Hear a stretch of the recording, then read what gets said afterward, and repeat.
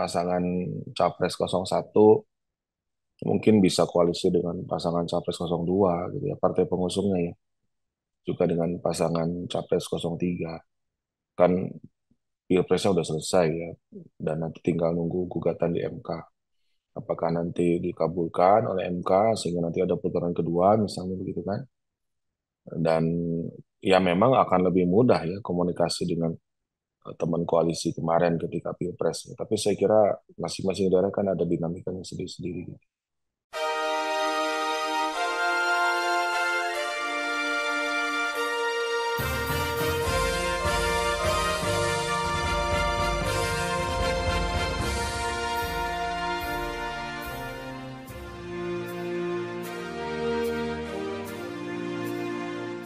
Bersama saya Bambang Sadiono di kanal Inspirasi untuk Bangsa. Mudah-mudahan kanal ini selalu bisa memberi inspirasi, motivasi, dan edukasi.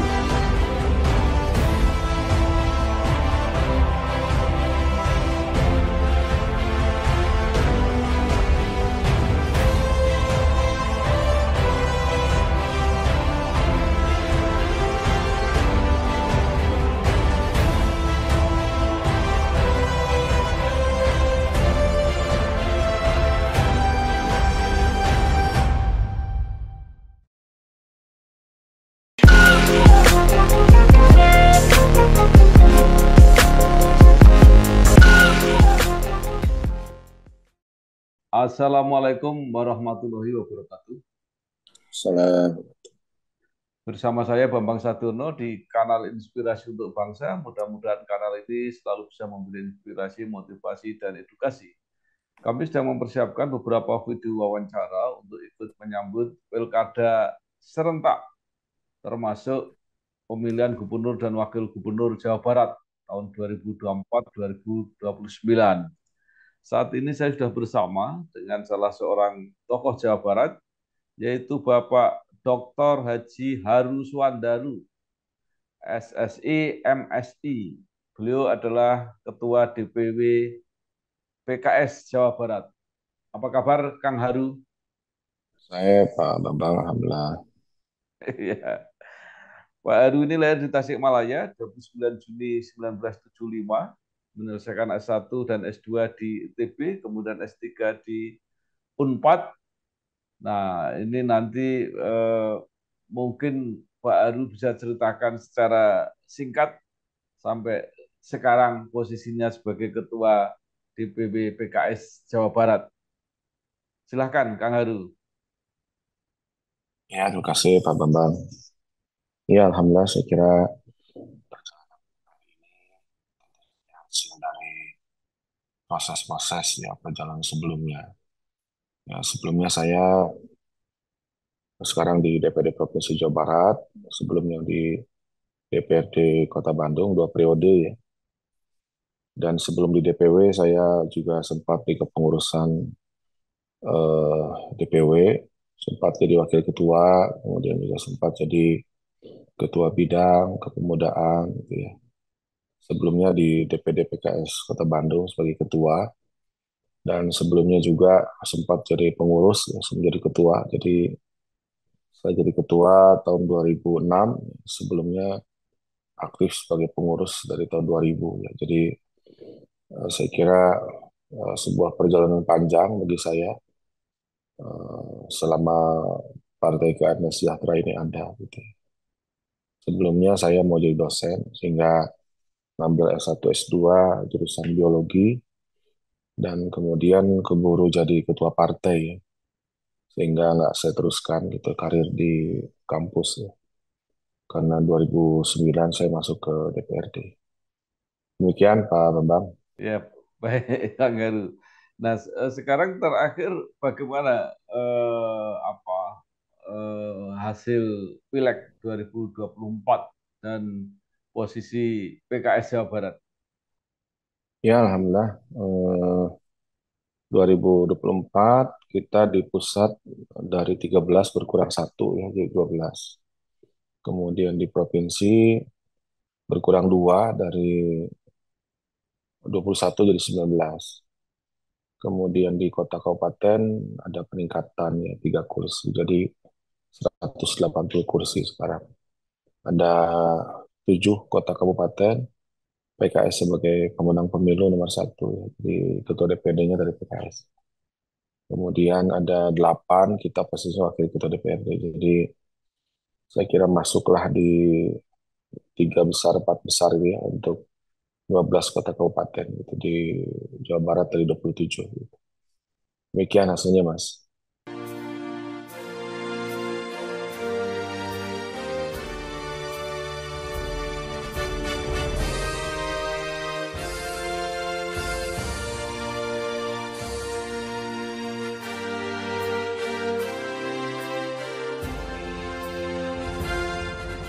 Iya, Kang Haru, jadi kalau dengan 19 kursi untuk pemilihan gubernur tidak bisa sendiri PKS. Ya, nggak ada yang sendiri di Jawa Barat, Mas. Yang paling besar Gerindra 20 kursi ya. Turun juga dari 25 ke 20 gitu. Kemudian di bawah PKS waktu itu ada PDI juga turun dari 20 jadi 17 gitu. Yang naik itu Golkar jadi dari 16 jadi 19 tapi masih kalah suara dengan PKS. Jadi dia peringkat 3. Iya, hei, luar biasa komposisi ini. Jadi nggak ada satupun yang bisa mengajukan calon sendiri. Nah, ini proses pilkada sudah mulai berjalan di mana-mana, termasuk di Jawa Barat. Nah, bagaimana kebijakan PKS? Karena PKS ini juga punya sejarah, pernah punya gubernur di Jawa Barat.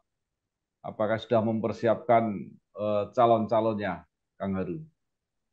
Ya, saya kira kalau gubernur, kemudian bupati wali kota itu kan kewenangan DPP ya, sama dengan calon anggota dewan juga sama kewenangan DPP. Walaupun dia tingkat pusat, tingkat provinsi, tingkat kota kabupaten kan SK-nya semuanya dari DPP. Kita hanya bisa menyampaikan rekomendasi aja. Jadi sudah kita sampaikan rekomendasi untuk calon gubernur dan untuk calon bupati wali kota juga sedang proses pengajuan ke DPP. Tentu saja nanti setelah ada rekomendasi dari DPP, kita masih harus berkomunikasi ya dengan teman-teman di kota kabupaten, karena hanya ya 7 daerah saja yang bisa maju sendiri ya, karena tiketnya sudah cukup ya. Sementara di Jawa Barat sendiri kan masih kurang di sisanya yang tadi ya di luar. Yang 7 itu 20 daerah kan masih harus diskusi dengan teman-teman dari partai lain gitu. Iya. Nah, eh, dari yang diusulkan ke DPP, Kang Haru, mungkin sudah bisa disebut nama-nama yang muncul dari PKS. Ya, yang kita usulkan ada 4 ya kemarin. Ada Pak Saihu, ada Pak Ahmad Rukyat, ada Bu Neti, dan ada saya. Dan itu baru dari tingkat wilayah. Nanti dari DPP juga mungkin ada nama lain ya. Dan boleh jadi namanya berbeda dengan yang diusulkan oleh wilayah. Ya, jadi kalau tidak bisa maju sendiri, apa berarti ada kemungkinan misalnya koalisi eh, tidak mesti menjadi orang nomor satu untuk pilkada yang akan datang? Ya, saya kira dengan posisi kita tiketnya nggak cukup ya, tentu akan ada komunikasi politik. Apakah kita sebagai calon gubernur atau wakil gubernur gitu ya, itu kan bahkan yang mendilkannya itu kan DPP sebetulnya. Kalau kita ini kan cuma bisa apa rekomendasi aja gitu ya. Kita misalnya pengennya gubernur gitu, koalisi dengan partai anu. Sementara kan DPP juga punya kepentingan nanti kan, secara nasional dia mau dengan siapa gitu ya. Jadi saya kira kita harus membuka opsi gubernur dan wakil gubernur gitu, Mas. Iya, bagus. Ya. Nah, di antara nama-nama itu sendiri ada nama Kang Haru sendiri. Nah, apa yang sudah dipersiapkan untuk Kang Haru sendiri? Ya, saya kan anggota DPD provinsi ya. Jadi saya memang sudah penyelenggara pemerintahan di Provinsi Jawa Barat gitu. Jadi Pak Ridwan Kamil ya kan teman saya itu kan mulai dari Kota Bandung, kemudian di Jawa Barat kemarin dia gubernur gitu ya. Saya juga ketua fraksi gitu ya di provinsi. Jadi saya kira kita sudah menyiapkan ya visi misi, kemudian prioritas untuk koalisi gitu ya.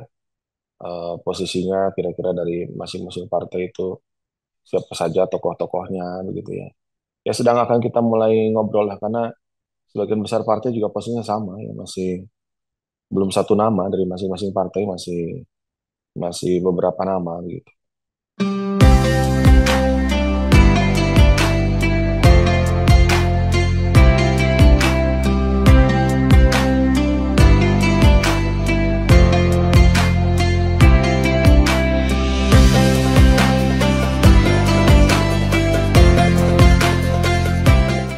Ya.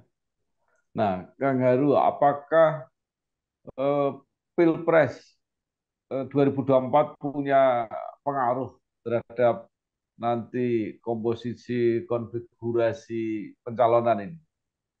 Pasangan Capres 01 mungkin bisa koalisi dengan pasangan Capres 02 gitu ya, partai pengusungnya ya, juga dengan pasangan Capres 03. Kan Pilpresnya udah selesai ya, dan nanti tinggal nunggu gugatan di MK. Apakah nanti dikabulkan oleh MK sehingga nanti ada putaran kedua misalnya begitu kan? Dan ya memang akan lebih mudah ya komunikasi dengan teman koalisi kemarin ketika Pilpres. Tapi saya kira masing-masing daerah kan ada dinamikanya sendiri-sendiri. Nah, sekarang mengenai apa tantangan, masalah-masalah utama Jawa Barat. Siapapun yang akan jadi pimpinan, kira-kira masalah utama yang masih harus diselesaikan ke depan apa, Kang? Ya pertama Jabar ini kan bukan kota besar ya, kayak Jakarta. Jawa Barat ini desa besar, gitu, karena kan banyak kabupatennya. Gitu. Kotanya hanya 9. Jadi sebagian besar warga Jawa Baratnya ada di kabupaten. Gitu. Kemudian yang kedua, masih ada PR-PR ya. Kemarin masih di persoalan misalnya masalah stunting. Jawa Barat masih juara nomor 2 se-Indonesia gitu ya. Kemudian masalah lapangan pekerjaan, masalah rawan bencana alam gitu ya, masalah air bersih gitu ya, masalah transportasi gitu. Di Jawa Barat ini masih saya kira masih PR besar gitu buat Jawa Barat. Itu diantaranya beberapa PR kita ya. Ya, eh, beberapa eh, masalah ini hampir merata dihadapi oleh banyak daerah. Tetapi yang rawan bencana ini kelihatannya seperti khas ya untuk Jawa Barat. Menurut Kang Heru Iya, seperti apa? iya kayak apa? Sekarang juga kan sedang ada bencana ya, banjir bandang, kemudian juga longsor ya di beberapa daerah ya di Jawa Barat. Artinya kan pertama masalah ketersediaan dana cadangan. Ini harus disediakan dengan jumlah cukup. Kemudian juga kita juga harus ya mempersiapkan nih BPBD kita nih menurut saya harus kita perkuat ya. Karena memang ini sudah rutinitas ya. Kalau di Jepang itu kan ya semua rakyatnya pemerintahnya sudah siap ya bahwa Jepang itu rawan gempa gitu kan. Artinya ke kurikulum juga harus masuk ya mulai dari TK, SD, SMP, SMA gitu ya. Kemudian juga ke konstruksi bangunan ya. Kemudian juga kepada penyuluhan kepada masyarakat rawan longsor, rawan gempa gitu ya, rawan banjir ini kan harus menjadi pemahaman bersama. Termasuk juga masalah bagaimana kita bisa menjaga ya daerah-daerah aliran sungai gitu ya, hutan-hutan kita, bagaimana kita disiplin ya dengan rencana tata ruang, rencana detail tata ruang gitu ya. Jangan dibiarkan konversi lahan itu terjadi begitu saja tanpa ada upaya serius dari pemerintah provinsi dan kota kabupaten gitu. Itu langkah-langkah yang menurut saya di Jawa Barat jadi wajib gitu ya. Perlu dapat perhatian khusus gitu ya. Jangan sampai pemerintah provinsi itu mikirnya yang lain-lain gitu. Yang nggak nyambung dengan realitas masyarakat kita di Jawa Barat gitu.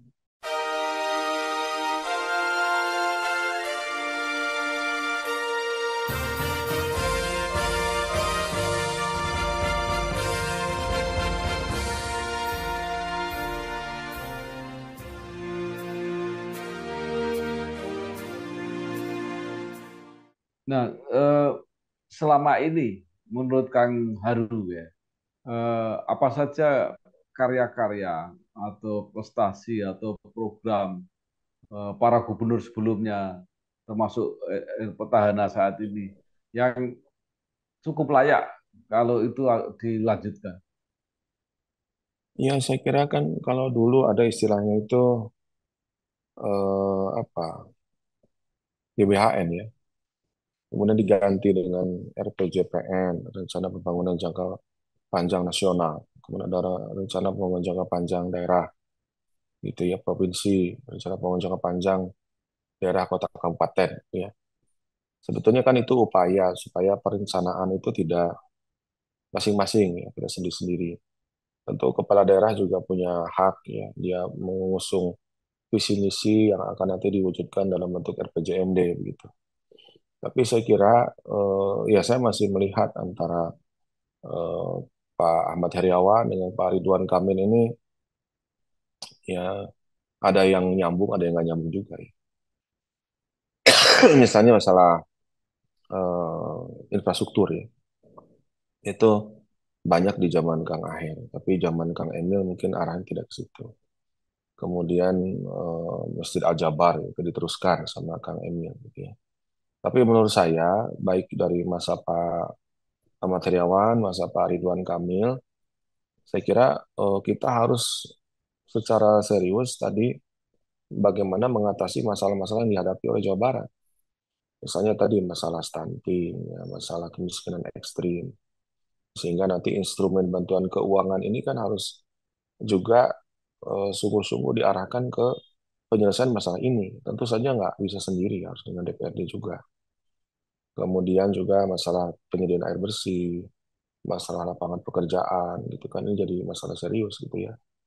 Kita dengan 50 juta penduduk gitu ya, dengan bonus demografi, jumlah banyaknya tenaga kerja ini jangan jadi musibah gitu ya.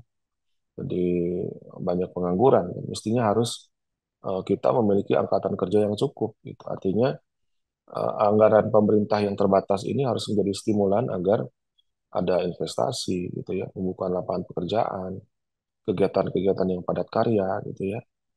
Karena yang punya uang dengan kondisi ekonomi yang lemah demikian itu ya pemerintah sebetulnya stimulannya. Sehingga itu yang menurut saya perlu ke depan kita kita perkuat gitu ya. Kita harus sudah mulai berhenti dengan proyek-proyek yang sifatnya mercusuar gitu ya. Sifatnya untuk lebih kepada pencitraan gitu ya. Ini harus kita hentikan gitu ya. Kita harus lebih substantif lah sekarang.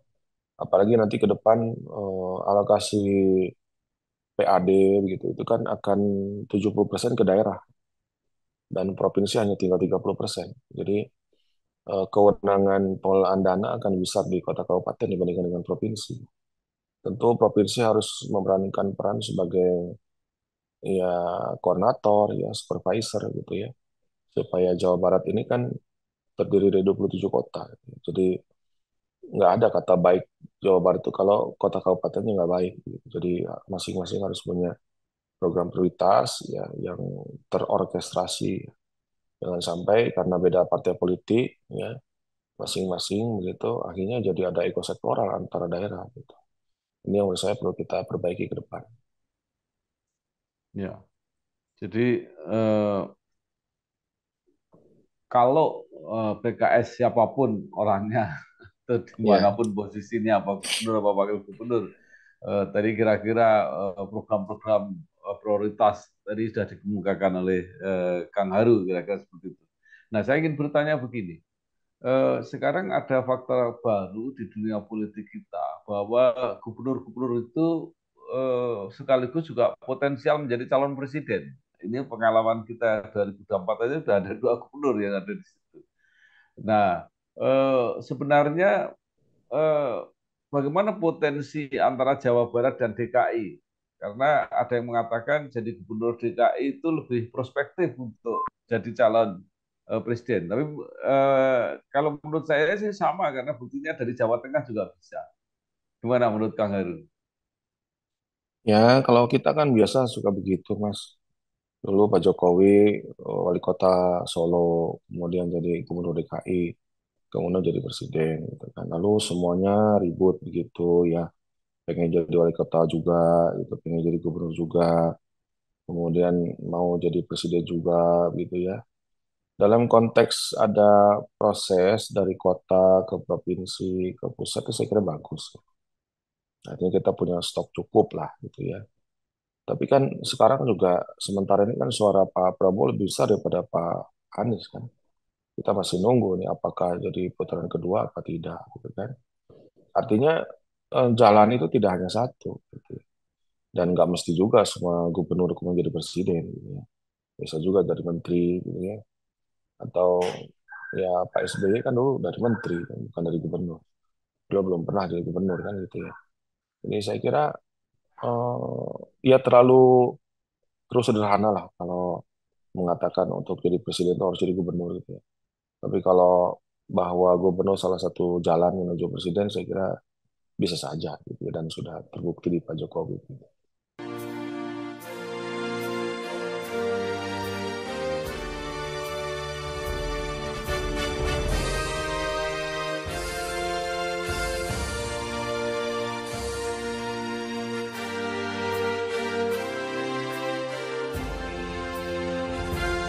Baik,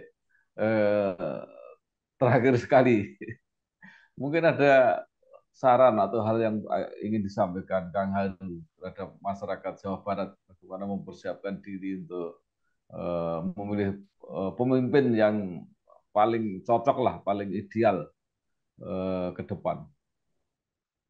Ya saya kira mudah-mudahan masyarakat nanti pada waktunya bisa menggunakan hak pilihnya untuk memilih calon pemimpin Jawa Barat, ya, pemimpin bupati wali kota di Kokap se-Jawa Barat gitu ya, berdasarkan kemampuan, ya, ke kapasitas ya untuk menyelesaikan masalah. Gitu ya.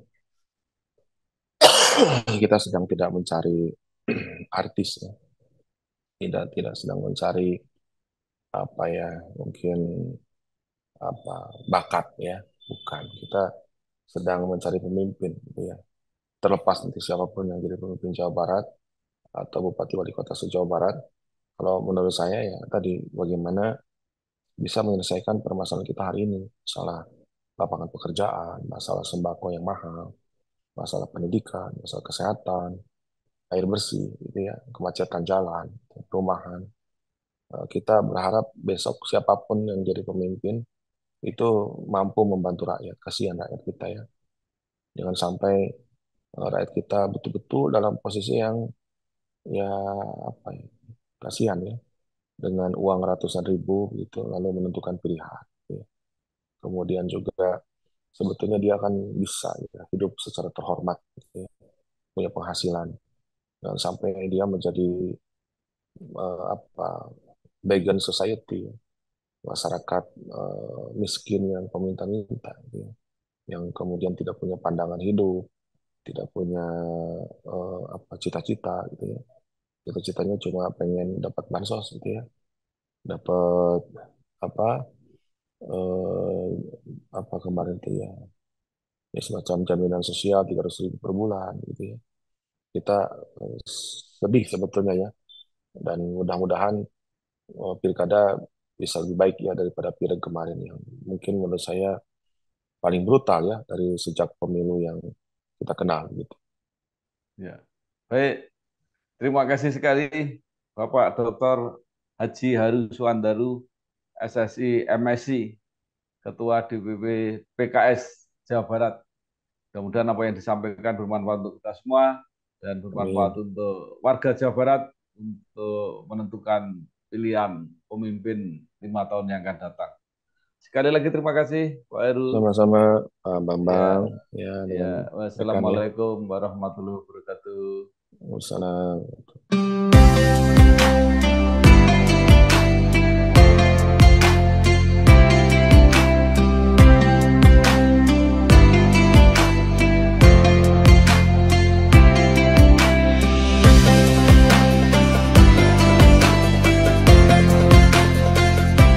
Bersama saya Bambang Sadono di kanal Inspirasi untuk Bangsa. Mudah-mudahan kanal ini selalu bisa memberi inspirasi, motivasi, dan edukasi